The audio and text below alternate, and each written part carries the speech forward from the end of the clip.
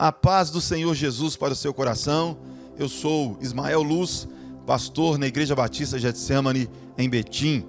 Hoje nós vamos falar sobre depressão. Como que nós podemos vencer a depressão? Eu quero falar usando a Bíblia Sagrada, porque os textos bíblicos nos inspiram e nos ajudam muito nessa nossa caminhada. Vou falar sobre depressão, tá joia? Melancolia, tristeza profunda, um tema muito relevante, muito relevante. Se você puder falar com alguém, você que está em casa agora, de repente almoçando, está no seu local de trabalho, esperando para o segundo momento agora do trabalho também, no ônibus, fazendo uma caminhada, que essa palavra possa te alcançar aí agora, tá joia? Nós estamos ali na Igreja Batista Getsemane, na Avenida Edmeia Matos Lazarotti, 4237, próximo ao Hospital Regional. Se você quiser participar conosco, sempre às quartas-feiras, às 19h30, sextas-feiras, às 19h30 também.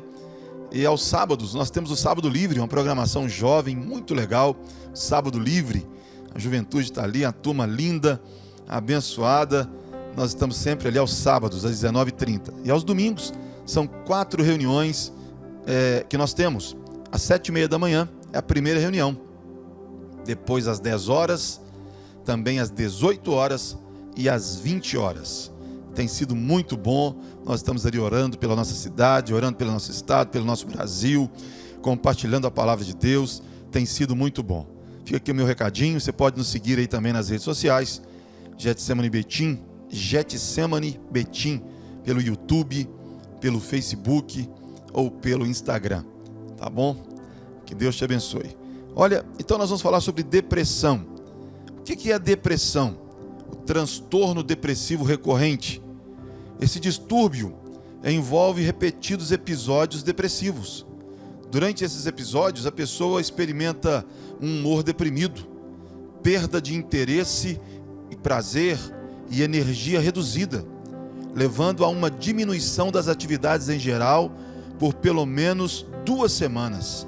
Muitas pessoas com depressão também sofrem com sintomas como ansiedade, distúrbios do sono e de apetite, e podem ter sentimentos de culpa ou baixa autoestima, falta de concentração e até mesmo aqueles que são clinicamente inexplicáveis. Olha que interessante a depressão, que é uma melancolia, tristeza profunda. Na Bíblia Sagrada, no livro dos Reis, primeiro livro dos Reis, no capítulo 19, do verso 1 até o verso 18, depois você pode conferir, conta a história de Elias, no momento onde ele enfrentou Jezabel, aquela mulher com os profetas de Baal, e no Monte Carmelo, e eles fizeram ali um desafio, tiveram um desafio, e Elias, depois de vencer o desafio proposto aos profetas de Baal, mesmo Deus respondendo ali as suas orações, depois que a mulher disse para ele, Jezabel, você venceu, mas eu vou te perseguir e eu vou te matar. Elias teve um quadro depressivo, terrível, pediu para si a morte. Elias, o profeta, mesmo Deus respondendo para ele, ele pediu para si a morte. Mais à frente nós vamos falar um pouquinho mais sobre isso. Olha, os últimos dados, até o ano passado, em 16 anos a depressão cresceu 705% no Brasil. Pode ser que já tenha até aumentado esse número, mas em pesquisa recente, a depressão cresceu 705% no Brasil. No mundo pode chegar a 350 milhões de pessoas.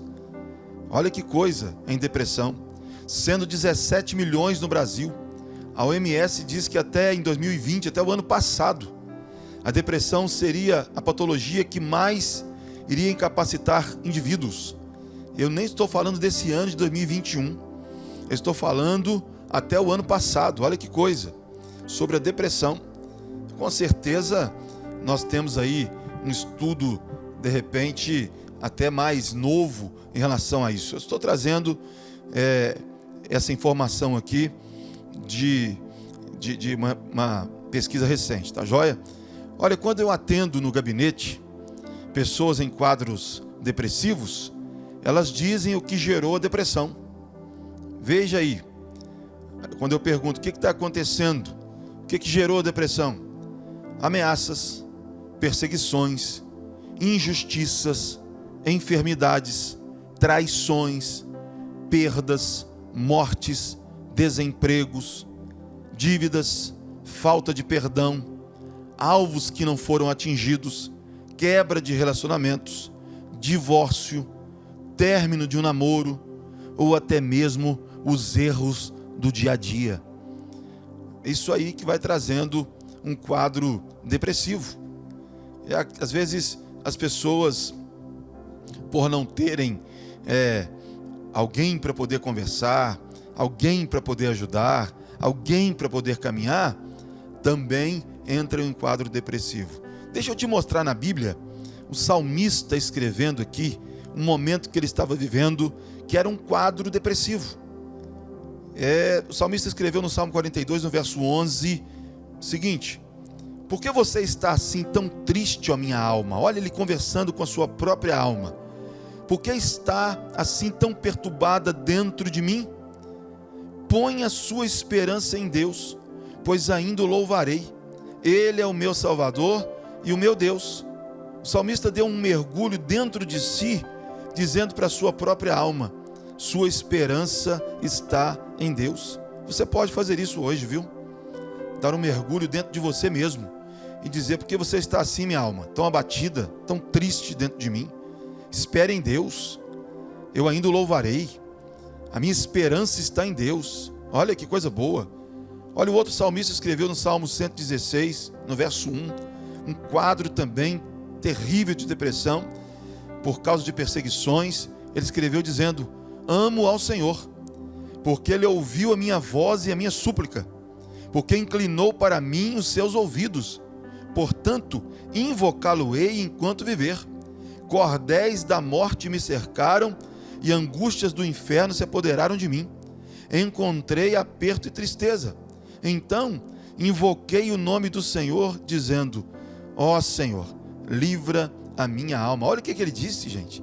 Cordéis da morte me cercaram, e angústias do inferno se apoderaram de mim. Encontrei aperto e tristeza. Então, invoquei o nome do Senhor, dizendo: ó Senhor, livra a minha alma. É somente o Senhor que pode nos ajudar. É claro, você vai contar com uma ajuda psicológica, de profissionais, de psiquiatra, né? De alguém que está aí falando sobre a psicanálise, pode ajudar também. São os profissionais da área, é lógico, mas nós contamos em primeiro lugar com Deus, com Deus. Então, quero te entusiasmar hoje a estar pensando sobre isso, o tema tão relevante que nós estamos falando. Olha, Elias, quando eu falei aqui sobre o profeta Elias, havia passado por uma experiência fantástica no desafio com os profetas de Baal. Deus se revelou respondendo com fogo, gente, no sacrifício que Elias apresentou a ele. Porém, uma palavra de uma mulher entrou no coração de Elias. Jezabel disse: eu vou te matar. Foi o suficiente para ele entrar em depressão, ter um quadro, melhor dizendo, depressivo. Por isso eu preciso guardar o meu coração, para que palavras não venham achar morada no meu coração e eu ter esses momentos de grande aflição ou aflições. Provérbios 4, 23, Salomão escreveu dizendo: sobre tudo que se deve guardar, guarda o teu coração, porque dele procedem as saídas da vida. Olha aí, guardar o coração em Deus, para vencer palavras que nos machucam, nos entristecem, nos ameaçam. Eu já recebi uma palavra assim. Alguém um dia disse para mim: Ismael, você não inspira ninguém, não serve de inspiração para ninguém. Meu Deus, aquilo entrou no meu coração. Eu fiquei entristecido, depois amargurado. Fiquei dentro do quarto uma semana, entristecido, até que um dia minha esposa disse: você precisa levantar, você precisa reagir, você precisa pedir a Deus para poder te ajudar. Até que alguém foi da minha casa e disse: olha, vamos orar aqui juntos, vamos pedir a Deus para te ajudar. E eu dei um grito de liberdade, pedindo a Deus para poder entrar com providência, e ali continuei a minha caminhada. Mas olha aí, uma palavra. Por isso eu preciso guardar o coração. Eu preciso guardar o meu coração em Deus para vencer palavras que nos machucam, nos entristecem e nos ameaçam. Em segundo lugar, Elias, da Bíblia, ele fugiu, gente. Ele fugiu. Preste atenção, ele confiou em Deus para fazer cair fogo do céu. Mas teve um momento onde o medo foi maior do que a fé. Foi seríssimo. O medo foi maior do que a fé. Por isso Elias era homem sujeito às mesmas paixões que nós. Tiago escreveu na sua carta, no capítulo 5, verso 17. Olha que coisa interessante. Teve um momento onde o medo foi maior do que a fé. Ele fugiu. Muitas pessoas estão fugindo da realidade, fugindo daquilo que pode trazer dor, então elas fogem. Elias fugiu, ele confiou em Deus para fazer cair fogo do céu, mas teve medo. E aí ele fugiu, resolveu fugir. Fugiu para o deserto, fugiu para longe. Eu não posso fugir. Terceiro lugar é o isolamento. A Bíblia diz que ele deixou ali aquele moço que o ajudava, fugiu e se isolou. Se isolou. Provérbios 18:1, o texto diz: busca o seu próprio desejo aquele que se isola, aquele que se separa, insurge-se contra a verdadeira sabedoria. Meu Deus do céu, muitas pessoas em momentos assim se isolam. Eclesiastes no capítulo 4, no verso 9 até o 12, diz assim: é melhor ter companhia do que estar sozinho, porque maior é a recompensa do trabalho de duas pessoas. Se um cair, o amigo pode ajudá-lo a levantar-se, mas pobre do homem que cai e não tem quem o ajude a levantar-se. E se dois dormirem juntos, vão manter-se aquecidos. Como, porém, manter-se aquecido sozinho?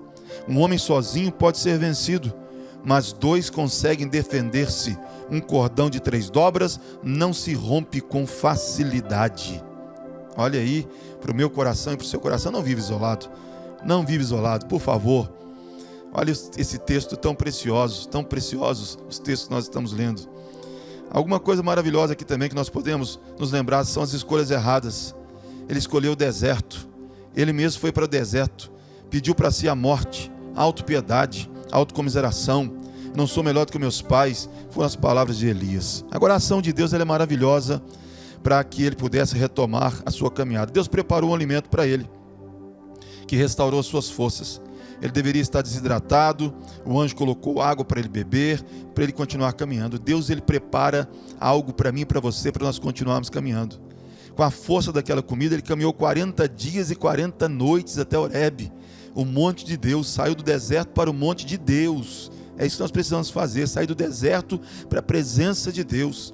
Ele entrou numa caverna, estava protegido ali, achou que estava protegido mesmo. E no dia da adversidade, ele me guardará protegido em sua habitação, no seu tabernáculo me esconderá e porá em segurança sobre um rochedo. Olha aí, Salmo 27:5. E Deus perguntou para ele na caverna: o que fazes aqui, Elias? Falar é uma experiência libertadora. Ele respondeu para Deus: olha, a mulher disse que ia me matar. Deus falou: não, toma a sua caminhada, retoma a sua caminhada, volte ao teu caminho, volte a trabalhar, volte a cumprir o seu papel, volte a ser profeta, para poder fazer aquilo que eu te chamei para fazer. Tem esse sentimento de utilidade, volte a fazer aquilo que eu te chamei para você fazer. E para animar o seu coração e você saber que eu sou Deus, eu conservei em Israel 7.000 pessoas que não se dobraram diante de Baal. Você não está sozinho. Foram as palavras de Deus para Elias. Eu sou o Deus que sustenta as pessoas de pé. Fique com essa palavra para o seu coração. Volte a fazer o que você fazia antes.